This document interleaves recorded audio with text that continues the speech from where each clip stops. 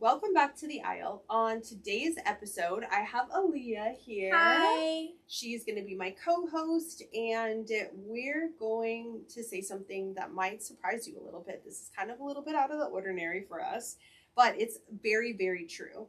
The best parties aren't about having the most money. They're about having the most intention and making sure that service and details are done appropriately throughout every aspect of the event. So, of course, a lot of things that we do come with higher budgets, but that doesn't mean that that's what's making or breaking what's going on. It's the way that we kind of approach events and the way that we do our planning, the way that the service is, and we'll get into all of those details. So guests don't necessarily remember every detail that happens when they come to your party or celebration, but they remember how they felt. They remember if it was comfortable, if there was a good flow, if it felt elevated. And their mind, like a psychological kind of experience, doesn't necessarily break those things down. It's this overall comfort and feel.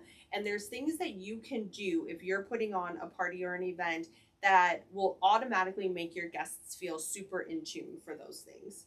So the difference between a nice party and a professionally run event is typically not the decor, even though of course the decor does give a lot of wow factors, but it's just the guest experience. So today we're going to break down exactly how to make your party feel like it's professionally done.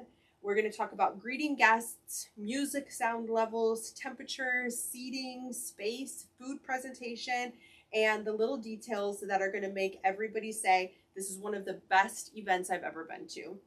So first, before we get into all of those details for how to throw a good event, let's talk about personal life updates. So new year, new us. New year, same us. Same but, us. but with firmer boundaries. Yes, exactly. Let's chat a little bit about what's been going on with us. So for me, I have been I'm trying to actually tap into getting a little more on like my fire side of things. I think that I became really kind of soft and mellow this past year, and I didn't like it too much because I don't feel like I reflected on the year and thought like, wow, I moved mountains last year. And that's the feeling that I want to have at the end of every year. So baby steps, getting back to my old self. One of the things that I've done a lot of this year already is saying no. I've done it like 5 times a day already, and we're only 2 days back in the office, and it's felt great. And I often feel like the word no has been like removed from my vocabulary because I've been so cautious to like, oh my gosh, wait, I just want to make sure they feel okay, or like, what about this? We don't like to say no. No, it's always, maybe because we're so good at like the service aspect of our jobs, but like then there's other things that come along with it that do deserve no answers. And I've kind of been getting back into that, which has felt really good.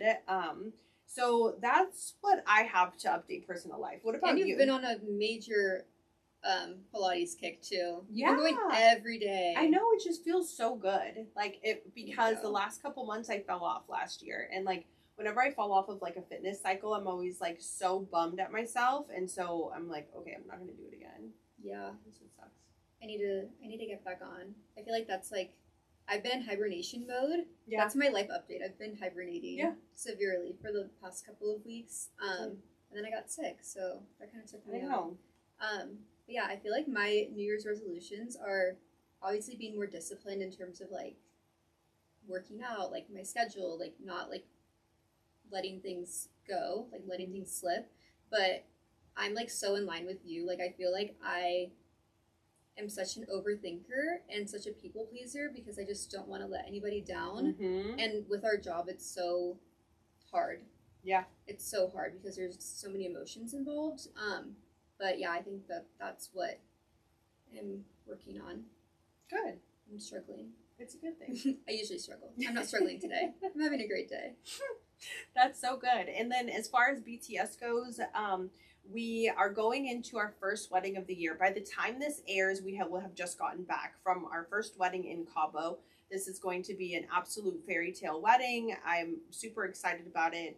And you guys will be able to see all of the details from along the way. some of our goals that we've really kind of discussed for this year are getting more into the non-wedding type of events. Mm-hmm. And in the BTS office, Aaliyah leads that department. So anything non-wedding automatically falls under her management. And even for our weddings, when we have like welcome receptions or morning after brunches or things like that, it always falls under her work of expertise, just my because umbrella. Yeah, her umbrella, because it's a certain skill set, you know, mm-hmm. that's like it's different. And so she has like good kind of process and procedures all put in place.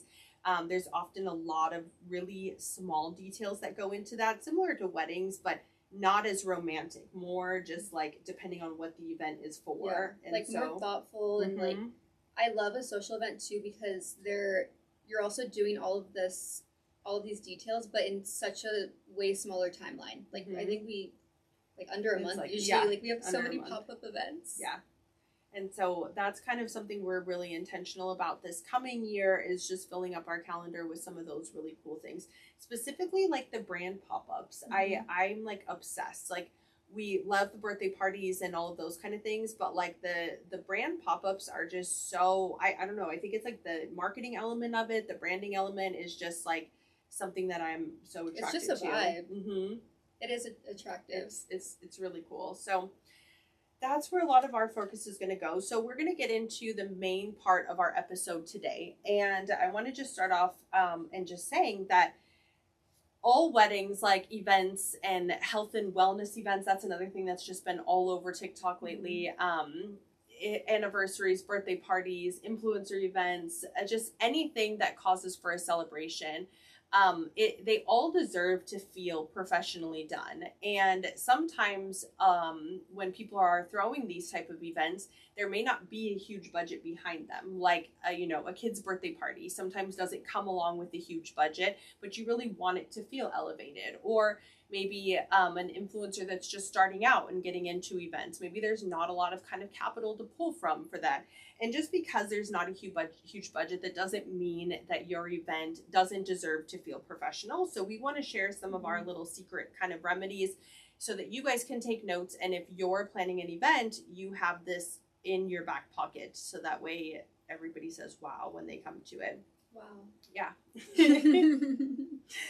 So basically a common goal for everybody when they're throwing events, you want it to feel personalized, effortless, elevated. You want it to be unforgettable, especially if this is something that has to do with a business. Your whole purpose in throwing this event is to be stuck in somebody's head and to really cause awareness for your brand. So use this episode as your absolute blueprint and understand the pro party formula, which we always make sure that we are reflecting on and implementing with all of our events. And the pro party formula really goes into guest arrival, guest wow factor during event, and departure. So weirdly enough, your departure is just as important as your arrival. It's really cool to have a grand entrance, but the way somebody feels when they're walking away is just as important. So if things are not properly lit, or there's not the service or the guidance or anything like that, people leave feeling like, what the heck was that? When really actually the event could have been great. So if you put the framework in to make sure that those things are all covered, you're already golden. But let's kind of get into a little more detail and break this down a bit. So starting off with how guests are greeted, I think a lot of times, especially if this is a smaller event, maybe in somebody's home, the party like planner, the person that's hosting might be running around, like if they don't have a company putting this on. So you might be running around doing last minute touches. You're not paying attention to the door when really there needs to be a greeting. So tell me a little bit about things that you really like to implement and put in place so first interaction with guests is solid and taken care of. I mean, I think the easy answer is like some sort of like drink or beverage when you walk in, just because it's something to like grab. And I feel like as anxious humans, we're always just kind of like, something to do with your hands. Yes. Yeah. But in my opinion, I would argue that this starts before you even walk in, but like when you're getting there. Like I feel like we always say, what's the parking situation? Because if we go to an event and there's not valet, like we're maybe not going to stay there, because if you're anxious and you're thinking about things and you're like, oh my gosh, like where do I park? Is it like street parking? Do I have to pay for it? Where's the building? Yeah. Or like where's the event at? Like I feel like if you're stressed out about all of these things, it's already gonna kind of give you a bad taste. Uncomfortable as a guest. Yes. You know, so the host of it has to feel comfortable. Yeah. Or has to already pre-think these yes. notions so that the guest feels yes. comfortable. So maybe you can't afford to have, you know, valet, but like clear signage, like a clear indication so guests know, oh, that's the house. Yeah. That's where I'm going. I know exactly where I'm going, just so that they don't have to wonder, like, where do I go? Everything's kind of like already like flowing together. Oh, that's where I go. Okay, walk in. Oh, here's a drink, and then into the other stuff. Yeah. But I think before you even walk in, that's really important. Yeah. And then you brought up a good point too, being greeted with a drink. Something like that, because again, as humans, we're nervous and we never know what to do with our hands. Yeah. And so people automatically go on their phone and they're like, yes. So if your guests are not understanding what to do or maybe feeling already fumbly because they weren't clear on how to get there, their vibe is already a little bit off. But you can change it around super easily. If somebody is there to greet, hi, can I take your jacket? Can I have this? Would you like something to drink? You know, then it already kind of like sets the tone and relaxes. So I think that those are all like really important things. And it alleviates other people like standing in line to like either go make a drink or to go ask for a drink at the bar. So yeah, everything kind of flows. Yeah. Also having a guest book or a photo opportunity or something like that to give somebody something to do when they first arrive, like that's huge. If it's more of like a corporate event, maybe there's like a really cool name tag kind of station and it's not just like, hi, my name is Sticker. Like, you know, it's like, it's got something really cool. Again, giving people something to do immediately, someone to let them know where to go and like how things need to be is like just super important. A photo booth, no matter what kind of event, is just key too. It always gives people something to do. And like, who doesn't want to take a picture of themselves, you know? Yeah. Even, I'm sure the grown men in the corporate world are like super hype over the photo booth. Well, some of them love the 360 booth. Oh yeah, they get into it. Sir, stop moving your hands like that around. Like that is not on beat. No, I'm just kidding. No, it's fun. It's really fun for people to do. And speaking of that, like music. So when people are first arriving, understand the volume for music is super important. So first and foremost, there needs to be something playing. You cannot have anybody walk into a space with dead silence or just a bunch of chatter. It's so uncomfortable and it's like, it feels bumbly. So making sure that there is music going, again, you don't need to spend a lot of money on this. This could absolutely be a Spotify list, but when you're doing it correctly, if it's easy to hear and it's at a good level, that's important. You don't want it too soft to where it's drowned out, and you don't want it too loud to where it catches you off guard right away. Save the loud music for later on when programming and stuff is a little bit wrapped up. So the appropriate term is like a cocktail volume is like a good kind of like background thing. Your inside voice. Yeah. I like to spice things up. I don't like as soft and subtle of music. Like I want to hear, you know, some cool shit. I want to hear Rihanna. You know, I want to hear something that's like kind of going to make me feel comfortable. Again, it doesn't need to be like trap music when you first come in, but like something that's a little bit more lively, I think is important. And then later on, you can kind of pick up the pace, pick up the tempo, and go into it. I feel like the most impactful thing is to keep building the energy, and I feel like with music and entertainment, entertainment doesn't necessarily have to be like music, like a DJ or something, but I think just like kind of building and continue to build kind of makes the guests like, it continues to wow them. Yeah. We had one birthday party that I am literally obsessed with, so the guests were greeted with a mariachi band. Yeah. And then the mariachi band continued to play music throughout dinner. And then once dinner was like kind of almost over, then we transitioned to a violinist DJ duo, and they were playing like fun, upbeat Spanish music. And I thought that was so cool because it kind of lets people know like, okay, the party isn't over. Just because dinner's over, you're not leaving. We're gonna get into it now. And then they kind of started playing like upbeat, but then kept going throughout the rest of the night. Yeah. And it's really cool too because a live musician does cost more. It's not a super big expense, surprisingly enough, but it also gives people something to do. You know, going back to like when you're first greeted with something, like you're able to get involved with something that's going on, whether you're just taking a picture or you're just really enjoying it. So I like that aspect of things a lot. I do too. But overall, kind of summary of this, music should start off somewhat subtly, but there needs to be something on and then allow it to build kind of throughout the event. So next is temperature and comfort. Do your guests feel comfortable? If it is freezing cold outside, are you warming them up? If it is super hot, are you cooling them down? If it's in a house or a smaller venue, is it stuffy and like uncomfortable? Those are things you have to make sure you're paying attention to, that there's just good circulation, good flow, good temperature. And if things are not ideal climate-wise and like by Mother Nature, what are you putting into place to make sure that people are comfortable and feeling luxurious? Like if I feel comfortable, I feel important and fancy, and it's a great kind of feeling. So some kind of tips that are really important are just making sure that there is like maybe a pashmina or a blanket or heaters or things like that. Maybe let's say that there's no budget for that. How about like hot chocolate, coffee, things that are warmer, paying attention to like things that can heat you up. If it's really hot out already, maybe it's like a signature drink with a popsicle in it. Maybe there's some like handheld fans that are going on. Again, just making sure that people are taken care of. Cold, warm towels kind of like passed out is really nice just to kind of put on your neck or to have on your hands.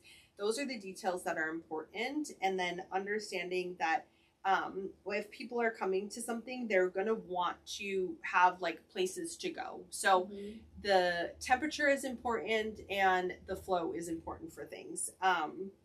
So that's kind of the next phase, I guess. Yeah. I mean, you want to be comfortable. Like if I went somewhere and I was really like hot and sweaty, I would not stay for long. So yeah, I feel like you just kind of have to think of like yourself in that situation. Yeah, it does. It makes a big difference for sure. And then getting into the next thing, kind of talking about comfort and space and flow, the actual setup and the floor plan of how things are. Like, are you allowing for enough seating in certain places? But then on the contrary side, not having too much seating to where people are just like pigeonholed into one area and they're like, oh, this is my seat. I'm never leaving. I'm not getting up. You want to make sure that you have things kind of set up perfectly in the sense that you're arriving. Maybe there's a welcome drink, maybe there's some past food, then maybe there's a little bit of seating, then there's the bar or a photo booth or something. You want things to kind of gradually happen as guests come in, because it creates a flow and again a sense of something to do, you know, going around the room rather than awkwardly standing and not knowing where to go, or awkwardly sitting and not getting up ever. Like, you know? Oh, I wonder what's over there. Yeah, I feel like seating is always the first thing that people think they don't need. Yeah, when it's actually so important.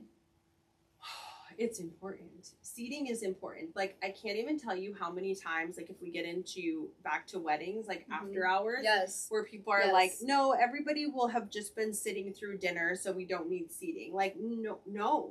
I am how old am I? 26. I always forget. I'm 26 years old, and I only want to be sitting down. Yeah. I don't want to stand. I don't want to dance. I want to be sitting down. So please. I like a combination of both, but I like the option to kind of do whatever. I hate when I have to stand an entire time, and I hate when I have to sit an entire time, especially if I don't have free will to be able to get up and like, I don't actually like this person over here. Like, I want to, you know, go and kind of see what else is going on. I mean, also, we've even been to events, too, where we, like, grab little plates of food, and then there's nowhere for us to sit. And then we're like, oh, like, we're, like, waiting to see, like, oh, I think those people over there are gonna get up. Like, let's take their table. Yeah. Like, you don't want that. Yeah, you definitely don't want that to happen. Okay, next up, the weather. Again, tying into the climate and making people feel comfortable. weather backup. So the number one enemy that I have in my life is Mother Nature, that I just can't seem to defeat ever. She's very unpredictable. She does whatever the fuck she wants, and quite frankly has ruined many, not ruined, stressed me out on many occasions, because you have to have a plan B for weather backup. So the biggest thing when you are a professional event planner is you're never going to assume in your head, like, oh, we'll just wing it. We'll see what happens. The forecast is clear. We'll see what happens. No. You always need to be thinking of what's the backup plan. Now, backup plans can cost a lot of money, or it can just be thoroughly thought through. So if it's something at your home and you're planning on everybody going into the backyard, and you need to figure out how to then solve for that if there is extreme wind, extreme heat, or rain. And keep in mind, rain isn't the only thing that you want to avoid. It's the extreme temperatures, and also wind can really kind of ruin things. And a lot of people don't even think about that for their events. Or even okay, it's not raining anymore, but it rained this morning and now it's really humid. There's bugs. Like, it's just uncomfortable. Yeah. The grass is wet. The chair cushions are wet. You know, those kind of things just have to be thoroughly thought through. So again, a big sign of making your party feel like it was thrown by a professional is just thinking through all of the steps. And the weather component is something that you want to really pay attention to. Depending on the area, the geographical area that you live in, you'll understand your weather a little bit more, but make sure that the backup plan isn't no plan. Make sure that there is something in place, because just like you've spent a lot of money on this celebration, your guests have spent a lot of money and delegated a lot of time to being there. So you want to make sure that they understand that you actually care about this. You know, you care about where they're standing and sitting, and that they are feeling good. And having a good attitude about it too, because like you can't control it. So don't be embarrassed if it starts raining. Like just everybody usually has a pretty good like spirit about it. Yeah. But I mean, we just had one baby shower that we were really set on having partially inside and partially outside, and the rain was kind of like, okay, maybe it's gonna stop, maybe it's not, and clients didn't want to do it out inside only either, and we had to make that call, which was hard, but it ended up working out so perfectly because we put everything inside, so it was just so much more impactful. Everybody was so comfortable, like it just worked so perfectly. So I think as long as everything is going, like the backup plan is going accordingly, it's fine. Yeah, I think so too. Okay, next, let's chat food presentation and service, both things that are super, super important to events being successful. So a couple of things that you have to take into consideration for your food is it's expensive. If you don't want to spend a lot of money on it, that's okay. There's ways to make inexpensive food look amazing. Presentation, taste, and service are the things that you really want to make sure are taken into consideration. So if there is a lot of guests coming to your event, you need to make sure that there's somebody delegated to clearing off cocktail tables or taking away plates from where people are eating. There's nothing worse in the world than sitting at a seat with somebody else's napkin right there. Like, it just, it triggers me. I don't know what it is. It might as well just kind be of like, that no seat that's there. So things have to be cleared off. As far as presentation goes, I feel like you should pay attention to your menu items and see how they're an extension of your event. Maybe it doesn't flow together. Like maybe it's a brand launch and you really want to have sliders. Like maybe they don't have anything to do with each other, but then the sliders are intentionally branded. Yes. You know, and they have those details. The food is just as much a part of the event as anything else. And if guests are coming to your party or your celebration, they need to be fed. I feel like that's kind of common courtesy. What are some things that you really like to do for customizing food? I am such a big advocate for branding, especially if it's like for a brand. Literally burgers, if you have like a custom burger branding, even like with the cocktails, if you have like a big ice cube with with your logo on it. I think that's really cool. Or even like food wraps. There's so many different things that you can do. Little boats, like those things. Yes. Cocktail napkins. You always do the cutest things on cocktail napkins. Always. The cocktail napkins are just mandatory at this point, especially if I'm in charge. I'm like, no, we're gonna have multiple kinds. We're gonna have designs. We're gonna have some for the bar, and then for food, we're gonna have a different style. But yeah, I think customizing wherever you can is something that can be a lower like expense, but makes a big impact. Yeah, especially if it's for like a launch or something. I think so too. I think it's really important when guests arrive for there to be some kind of food available. Again, this doesn't need to be anything over the top. You can have like a popcorn station, you know, but there needs to be something, again, available. And then I feel like if you are serving an actual meal or heavier appetizers, that should be done about 60 minutes into the event. So make sure that it's not scheduled out too far. You want to make sure that there's a good flow. So something upon arrival, and then the bigger food items about 60 minutes or so in. You want to make sure that you have a good plan for things kind of moving. So whether there's passed around appetizers or there's different stations in different areas, you don't want to just have one thing in one area and that's it. It can get bypassed a lot. So movement in food is kind of important, which seems weird to say, but again, that would be something passed around or stations or food areas or the bar in different areas. So then guests are really experiencing each aspect of the wedding. Make sure everything is labeled correctly. We live in a day and age right now where there are so many food allergies, so many different diets, so many different restrictions. So the more information that you can put on food labels, the better, because people tend to not eat if they do have special dietary restrictions and there's no labels. So yeah. Also, I'm not eating something if I can't tell what it is. Oh yeah, like our fish sandwich. Trista and I went to side note tangent. We went to an event and there were these little sliders that looked like mini chicken sandwiches, like or like a chicken mini, like from McDonald's, from Chick-fil-A, whatever. Trista goes and grabs one, takes a bite out of it. We're starving. I look down. I'm like, that looks kind of weird. Yeah. And she's continuing to eat this, and I'm like, I don't eat fish, mind you. No, but I'm so hungry. Neither of us do. And I'm like, what is that? And you're like, chicken sandwich. And I'm like, no, I don't think it is. I know. We go back and look, and it's a like fish fillet sandwich or something. But like a weird fish. Like it wasn't like a McDonald's fish fillet. No. Like, I don't understand what it is, but like neither one of us finished it, and it was about this big. And why did it look like chicken? I don't know, but it was disturbing. And then it was like we just had weird taste in our, about anything, because it was like, well, what really was that? So don't do that to your guests. It's like really like offsetting. I didn't like it. Or like when we have a wedding and all of the food labels just do not match what the actual food is. That's a really big L for sure. Yeah. Make sure that someone's paying attention. Like if your caterer is putting something out, make sure that you're double checking, because they're going to know. 99% of the time they're going to know. But there's that 1% where something's going to be labeled incorrectly. And as the party host, you need to know. You're responsible for allergies. It's a big responsibility. Yeah. So make sure that that's cued in. And don't forget the end of the party. So whether it's a late night snack or a dessert or a coffee station, people enjoy a closeout. So make sure there's something that's available, some type of sweet tooth, some type of a coffee, something that's going to close everything out.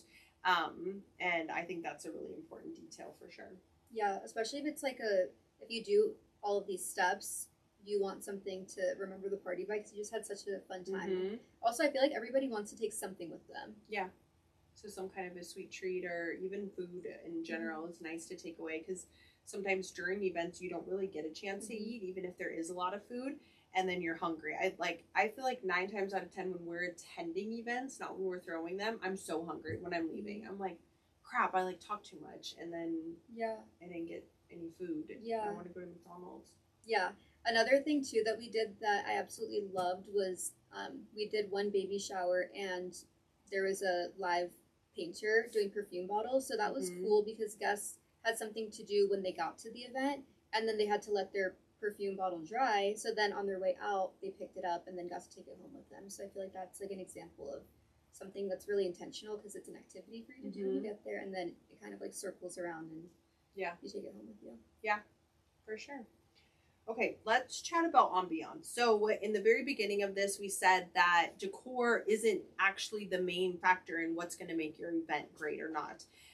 And I do stand by that, but I'm a big design and decor person, so I do have to touch on this because it's important. When you are designing your event, you want to really pay attention to your space and make sure that anything that you're doing is intentionally enhancing the space that you're in, making like an extension of where you're at. Now, if you have $1 million to spend on your event, by all means, recreate it, go crazy, add the carpet, add the drapes, add everything. But if you don't and you want to stay a little bit more, conservative on the overall spend, take what you have and accentuate where you're at. Make sure that lighting is great. You want to make sure that it's not just like the dry overhead light coming in. Maybe even turn those off and add some ambient lighting around the outsides of it. Candlelight is always really great.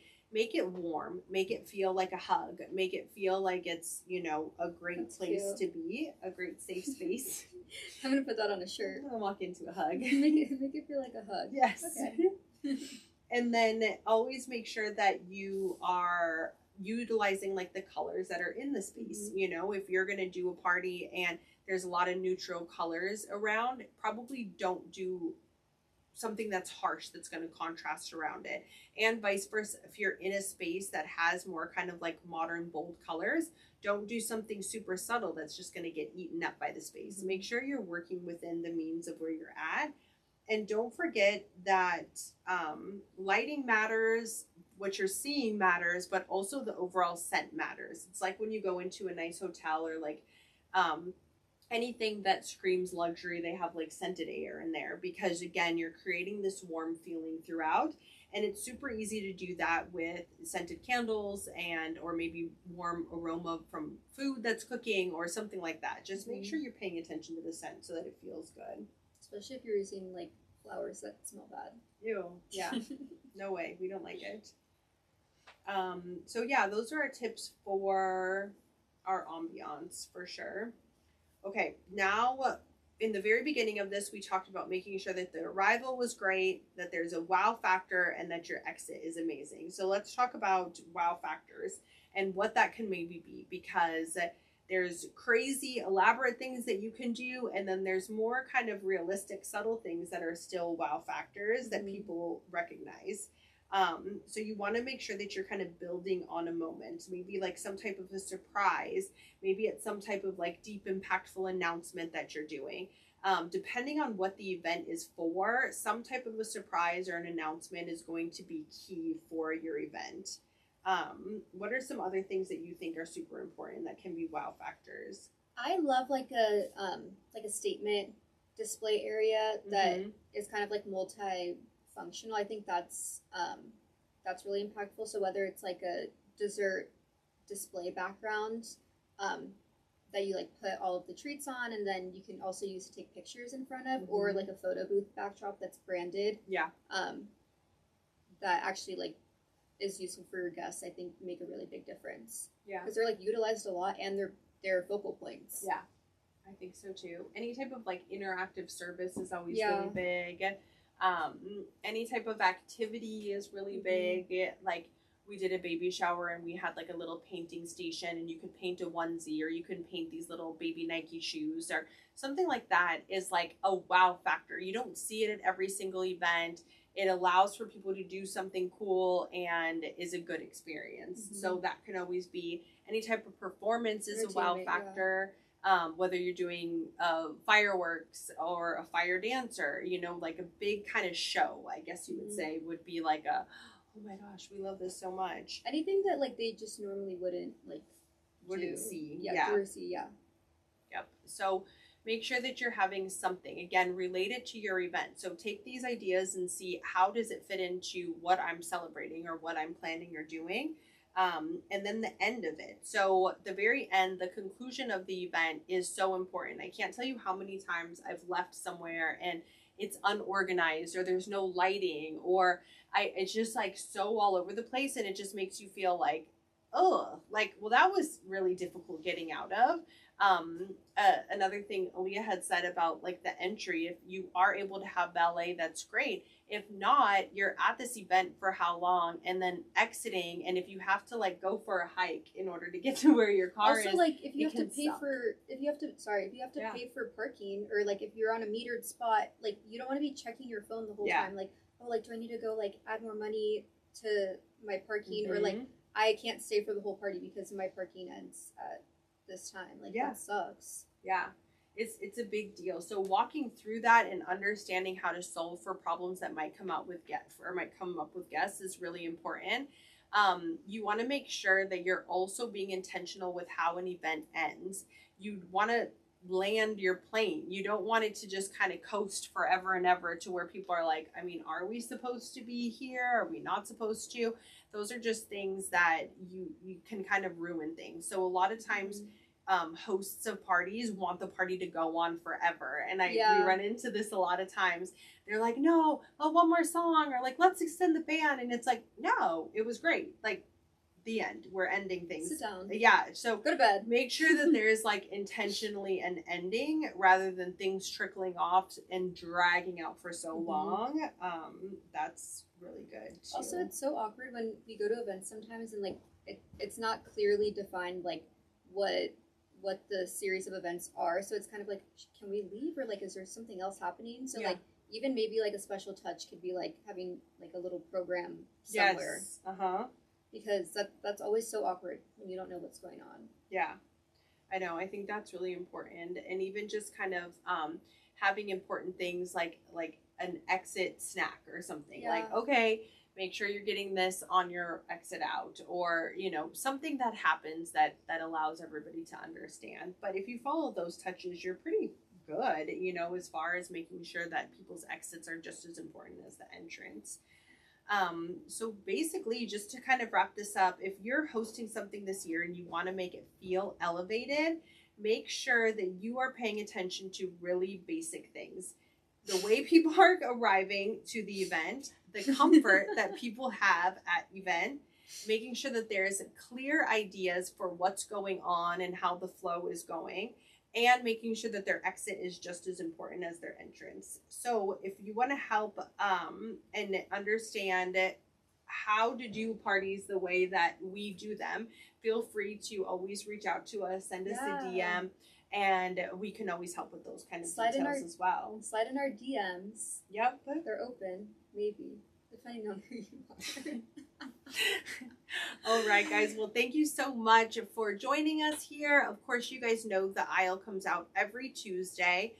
You can find us on Spotify, Stitcher, Google Play, Apple Podcasts. Make sure to leave us a 5-star rating and a positive review, and please share with your friends because it helps us get us into circulation. Thanks. Bye.